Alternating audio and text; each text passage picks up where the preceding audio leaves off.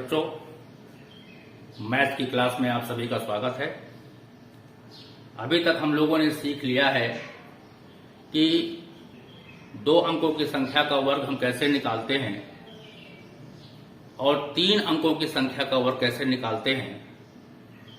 आज हम लोग सीखेंगे जो रिपीट नंबर हैं, अर्थात अंकों की पुनरावृत्ति से बनने वाली संख्याओं का वर्ग कैसे निकालते हैं। तो बिना देर के हुए आइए हम सभी लोग शुरू करते हैं आज की क्लास। एक ही अंक के पुनरावृत्ति से बनी संख्या का वर्ग। कुछ अंक हम पुनरावृत्ति के ले रहे हैं, जैसे 1 1 1 1 1 11,111 11,111 इसका स्क्वायर निकालना है। अब हमने इस सवाल में लिया है कि ऐसी संख्या जो 1 के अंक की पुनरावृत्ति से बनी हुई है। बहुत ही आसान फार्मूला है, आपको आसानी से समझ में आ जाएगा। और इस प्रकार का प्रश्न, एक प्रश्न जरूर पूछा जाता है रिपीटेड नंबर वाले। तो आइए शुरू करते हैं। बड़ा आसान तरीका है। आप पहले इस रूल को समझें। सबसे पहले देखें कि इस संख्या में 1 कितनी बार है। गिने 1 2 3 4 5 5 बार है। तो हम 1 से लेकर के 5 तक हम क्रमागत नंबर, क्रमागत संख्याएं लिख दें। पहले स्टेप में 1 2 3 4 5 और इसके बाद में हम क्या करें, उतरते क्रम में लिखें। ये तो चढ़ते हुए क्रम में लिखा। अब इसके बाद में हमने उतरते हुए क्रम में लिखा। 5 नहीं लिखेंगे हम, इसके बाद लिखेंगे 4 3 2 1। ये वास्तव में जो संख्या आई है वो 11,111 का वर्ग है। क्या करना है, चढ़ो और उतरो, यानी यहां पर रूल लग रहा है चढ़ो और उतरो रूल। पहले हमने जितने अंक हैं उतने अंक तक स्टेप बाय स्टेप चढ़ गए, तो इसके बाद में उतर गए। आसान है। अब यही चीज अगर होती 111 का वर्ग अगर होता, 111 का वर्ग, तो कई अंक हैं यहां पर, 1 2 3 अंक हैं। तो हम 3 तक जाएंगे और फिर उतरेंगे। कैसे, 1 2 3 और फिर उतर गए 2 और 1। तो 111 का जो स्क्वायर होगा वो 12,321 होगा। बड़ी आसानी से आप कर सकते हैं, जल्दी। अब हम दूसरा नंबर लेते हैं। ये तो वो संख्या थी जिसके अंक 1 रिपीट कर रहे थे। संख्या का जो अंक था वो 1 रिपीटेड था। अब दूसरा लेते हैं। 2 के अंक जब रिपीट कर रहे हैं, यानी ऐसी संख्या जिसमें 2 का अंक रिपीट कर रहा हो। ये मान लीजिए ले लिया 2222। सभी अंक यहां पर 2 हैं। अब हमें करना क्या है, इसमें बड़ा आसान है। पहले हमने जो 1 का जो फार्मूला था वही अप्लाई कर दीजिए। 1 का फार्मूला क्या था, कितने अंक थे, 1 2 3 4। यहां 4 अंक हैं, तो 4 अंकों के रूल वाला जो 1 का फार्मूला था, 4 अंक तक हम चढ़ेंगे और 4 के बाद में फिर उतर जाएंगे। यानी 1 2 3 4, तो उतर गए 3 2 1। अरे भाई, ये तो संख्या, इसका तो वर्ग है नहीं। ये तो अगर होता जाकर के 11,111 होता, वो इसका वर्ग था। तो हम करेंगे क्या, इसमें गुणा कर देंगे 2 का स्क्वायर अर्थात 4 का। तो 4 का यहां पर हम गुणा कर देते हैं, तो जो संख्या आएगी वो 2222 का वर्ग होगी। चलिए गुणा करते हैं हम लोग। 4 एकम 4, 4 गुना 8, 4 तिहाई 12, 4 चौको 16, 1 17, 4 तिहाई 12, 12 और 1 13, 4 दूनी 8, 1 9 और 4 एकम 4। यानी ये जो वर्ग संख्या आई है ये इस संख्या का वर्ग है, पूर्ण वर्ग संख्या। अब इसके बाद में हम लोग निकालते हैं 3 का। दूसरा उदाहरण भी आप ले सकते हैं, यहां से कोई भी प्रैक्टिस कर सकते हैं। अगर दो कब लेंगे तो बहुत लंबा हो जाएगा। आप प्रयास करें, आप प्रैक्टिस करें। 3 का देखिए, मान लीजिए 333 का स्क्वायर करना है। बहुत आसान है, यही तरीका अपनाएंगे, केवल और केवल यही तरीका। करेंट है 1 2 3। तो पहले 1 का जो रूल हमने बताया था तो वो 1 का रूल हम लिख देंगे, 1 2 3 और फिर उतर जाएंगे,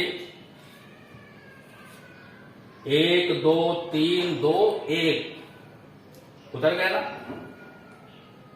जब ये उतर गए तो ये तो संख्या का जो किसका वर्ग बनेगी जाकर के, ये बनेगी 111 का वर्ग बनेगी।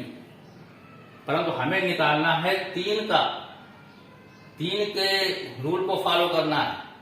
तो यहां हम गुणा कर देंगे, तो किसका गुणा करेंगे, 3 से नहीं करेंगे, 3 के स्क्वायर से करेंगे, अर्थात हम 9 से गुणा करेंगे। तो जो संख्या आएगी वो संख्या इसका वर्ग होगा, 333 का वर्ग होगा। आशा है कि आप सभी समझ रहे होंगे। इसी प्रकार से 4 का देखिए, 4 का हम कैसे करते हैं।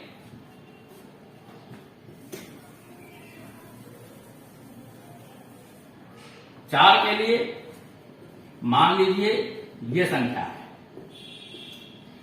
44,444। इसमें कितने अंक हैं, 1 2 3 4 5 अंक हैं। तो 5 स्टेप तक हम लोग जाएंगे।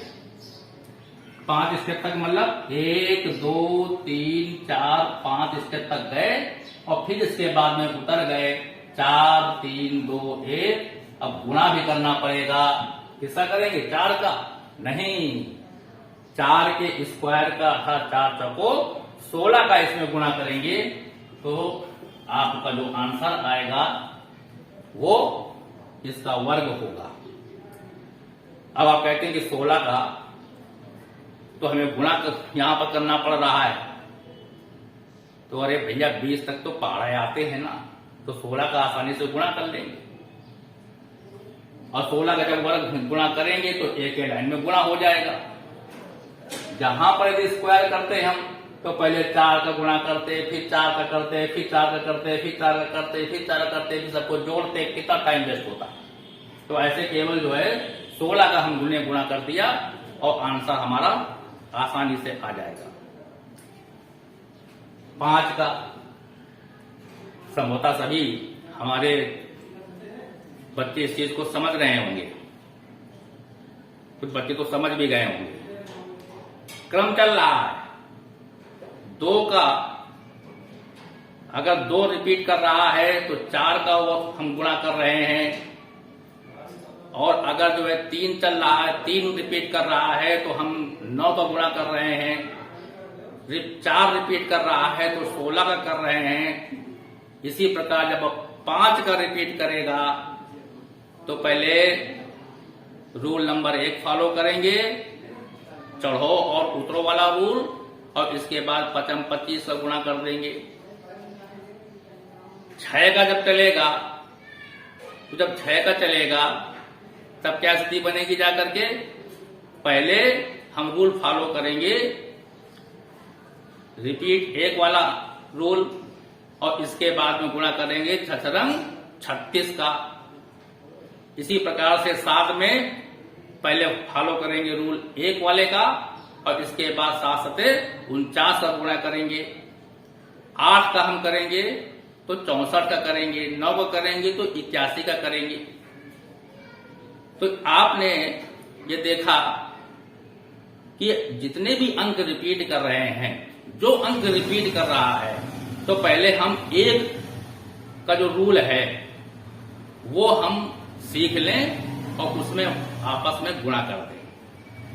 अब यहां पर कुछ और भी टेक्निक है, जैसे 3 के अंक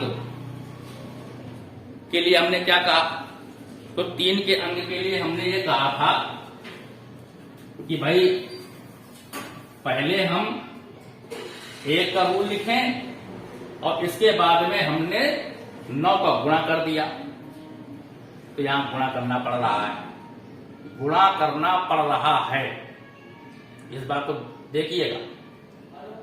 और इसके बाद में जैसे हमने 9 का हमने जब किया, तो जब 9 का हमने एक हम लेते हैं उदाहरण, मान लीजिए 999 का किया हमने, तो 3 अंक हैं, तो 1 2 3 तक गए और फिर उतर गए और फिर 9 9 81 का हमने गुणा कर दिया। आंसर यहां पर इसका स्क्वायर आ जाएगा। ये तो करना है। अब जब इसका आंसर यहां पर आ जाएगा, 81 का भी गुणा करना पड़ रहा है। पहले 1 का गुणा करेंगे, फिर 8 का गुणा करेंगे, इसके बाद सबको जोड़ेंगे, तब हमारे इसका जो है आंसर आएगा। इससे भी शॉर्टकट मेथड है, शॉर्टकट मेथड इसके है। वैसे एक इसी प्रकार से 6 का है, तो हमने क्या कराया था, क्या किया था आपने, 1 के रूल को फॉलो करो, 1 2 3 4 अंक है, और इसके बाद उतर जाओ, 3 2 1 गुणा करेंगे 6 का स्क्वायर अर्थात 36 का, तब इसका आंसर मिलेगा। तो 3 6 और 9 ये थोड़ा सा कॉम्प्लिकेटेड लग रहा है, तो इसको भी शॉर्ट बनाने की इसको भी शॉर्ट बनाया गया है। इसकी भी ट्रिक है, एक है ट्रिक, वो ट्रिक हम यहां बताएंगे नहीं।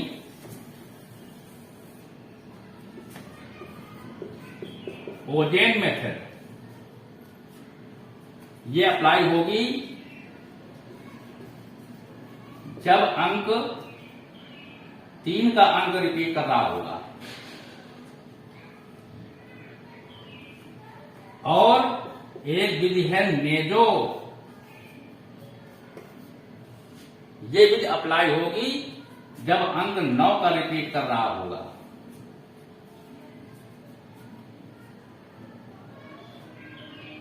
और एक विधि है फोर्टफिश,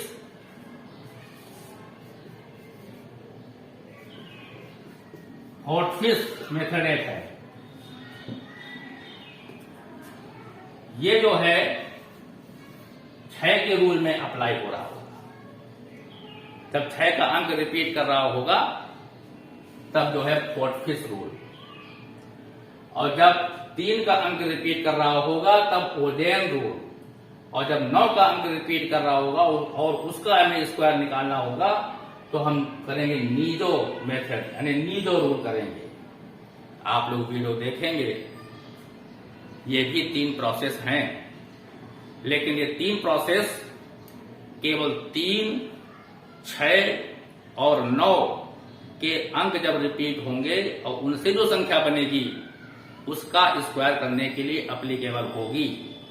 यदि आप डिमांड करेंगे, आप YouTube में देखेंगे वीडियो को और देखने के बाद लाइक करेंगे, और यदि आप अपना कमेंट लिखेंगे कि हाँ ये भी बता दी जाए ओजेन, नीजो और फोर्टफिश, तो इसका भी वीडियो हम बनाने का प्रयास करेंगे।